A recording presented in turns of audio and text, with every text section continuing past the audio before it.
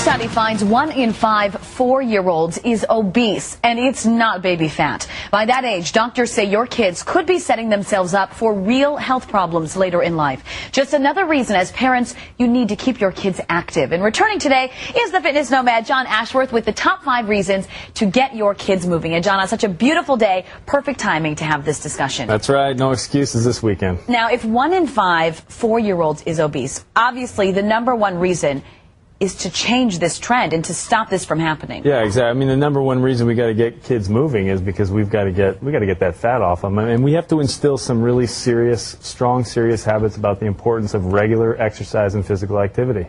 Absolutely. Reason #2, you need to set an example for your kids. Right. You know, you got to remember, especially a 4-year-old. I mean, they're like a sponge. They're learning everything. I'm surprised continually how much my kids pick up from me. And if they good or bad, good right. or bad, that's right. They're a great teacher, a great mirror in that sense. If they see you sitting on a couch on a bright and sunny Saturday afternoon watching a football game or a basketball game versus going out and flying a kite or running at the park, what are they learning? You know, you're just jogging my memory. My dad used to run when I was little. He did 3 miles in the morning, and my workout routine is a 3-mile run. There you go. I'm just now clicking. So thanks, Dad. He's in Ohio, so he's not seeing this. But at any rate, that's just proof right there that really if you learn these habits from your parents, that's you right. will. There is a parental benefit as well, because as parents, you might lose some weight. That's right. If you get out, my challenge to you this spring and this summer is to get out every day in your backyard or to the park with your kids and run around with them. Don't sit on the park bench. Don't sit around talking while your kids are playing. Get out there and move around with them. You're going to lose some weight too, I think. Reason #4, movement is essential for kids' development. This is something that nobody thinks about because it's kind of happening behind the scenes. But for example, there are changes in your neurological system and in your heart itself, benefits that you can get through the development years that you can only get then.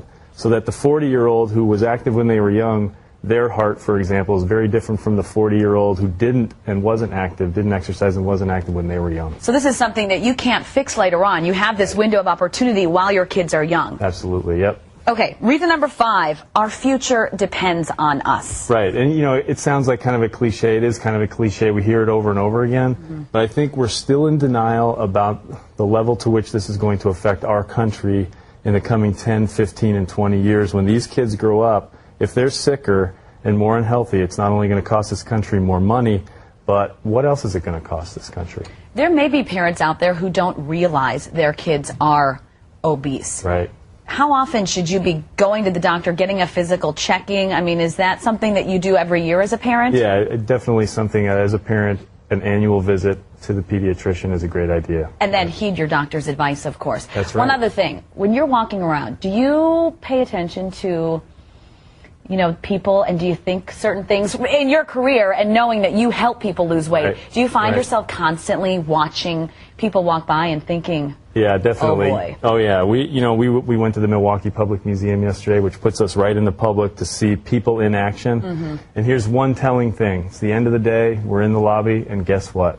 All of the vending machines with all of the soda are empty.